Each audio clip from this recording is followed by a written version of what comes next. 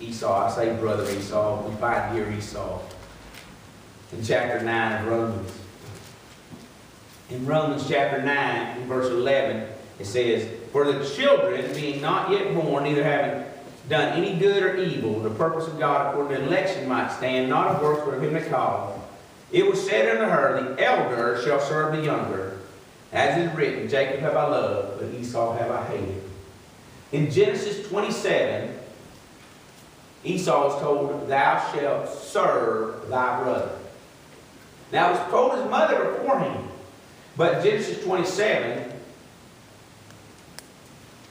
in verse number 38 through 40, he is told, "Thou shalt serve his brother." As he asked his daddy, he cried before his daddy, wept before his daddy, and cried and asked, "Do thou not have another blessing?" And his daddy pours out the reality of the blessing. You have a positional blessing. Your brother, you are your brother's servant. Your brother is over you. But in that position, you can get the practical blessing. And that's what he deals with in chapter 27 of Genesis.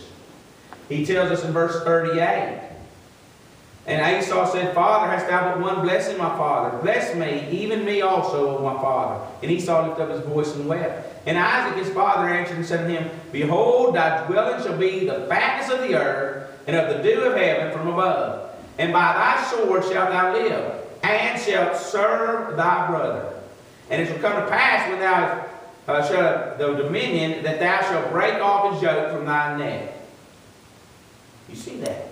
He tells him, there's a blessing for you in your position. Esau, the Bible tells us, verse 41, hated Jacob. Not because Jacob lied. Not because Jacob took advantage of him in chapter 25 when he sold him the lentils. But because of the blessing wherewith his father blessed him. The blessing that his father blessed him with was that of a servant. And he said, "I will not let Jacob be over me." And therefore there was a rejection of the election. He hated him because of what his father had given them. Can I say there's people that hate people because they do not see what God has given. And so here's a man, God says, you are in the position of a servant. And everything that he gets, you get. A man who would, so let's use it this way. Dear brother, you are the toilet cleaner at the church. The janitor at the church. But you get the same blessings under the authority of the church because the pastor is leading. He gets those blessings and they pour out to you if everything goes right. God will give the blessings to him and you'll get to live on the fatness that he's given the church. The same fatness that he's living off of, you're living off of. And the man says, I don't want that. I don't want that. I will go somewhere else and do my own thing. Say, is that bad? God will punish him. It worked out good for Esau. Esau was wealthy. But he never worshipped. And was never able to tap in to the spiritual blessings. Because spiritual blessings are eternal blessings. Secular blessings are temporal blessings. They're here for a little time and then vanish away. Riches take wings like a bird. So we come, he had the idea that now God tells him over in the book of Malachi. Remember, that was the first book of the New Testament where he said, where he tells him what to do. In the book of Malachi, the last book of the Old Testament, he makes the statement concerning the idea of Jacob have I loved and Esau have I hated, which we read over also in the book of Romans. The elder shall serve the younger. That's the beginning.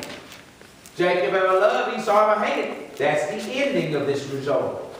In chapter 1 of Malachi, then he makes the statement in verse 2. I have loved you, saith the Lord. Yet ye say, wherein hast thou loved us? Was not Esau Jacob's brother? Saith the Lord. Yet I loved Jacob, and I hated Esau. Do you think he hated Esau and that's why he made him a servant? No.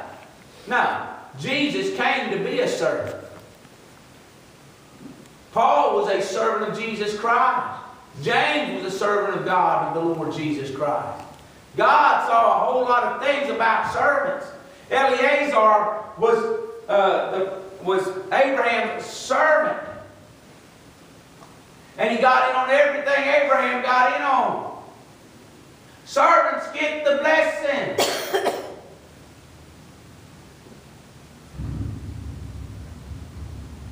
But here's what he tells them. He said, I hated Esau and laid his mountain and his heritage waste for the dragons of the wilderness.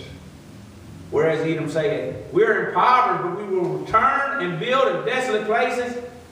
Thus saith the Lord of hosts, they shall build, but I will throw down. They shall call them the border of wickedness, and the people against whom the Lord hath indignation forever. You say, what happened? He didn't get the spiritual blessings. They were there for a little while and gone. Because God will destroy secular blessings, but spiritual blessings. So do not be disheartened. It's all coming back to the same thing.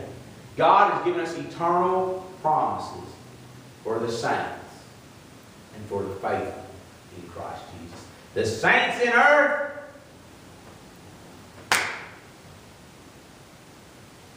faithful in heaven.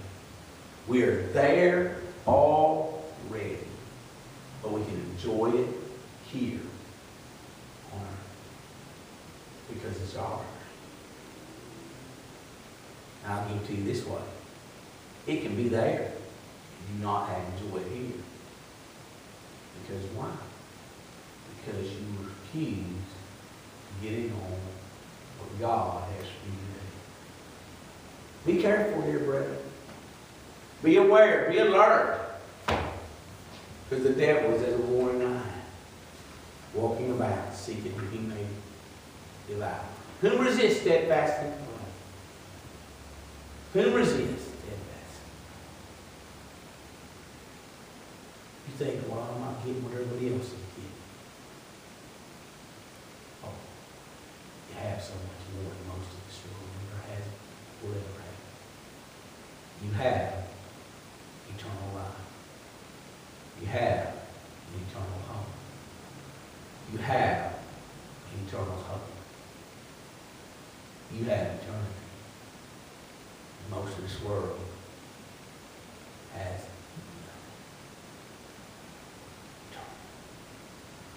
nothing of eternal life. So if it's not going easy for you, don't worry about it. Stay with the stuff. Look for the eternal truths while you're living in this earthly work, this earthly place. And think about this. You are an eternal person. You're in an eternal place. But there are earthly truths. You have to live like God wants you to live. To get in on the blessings Father, I thank you for what you did, what you've done.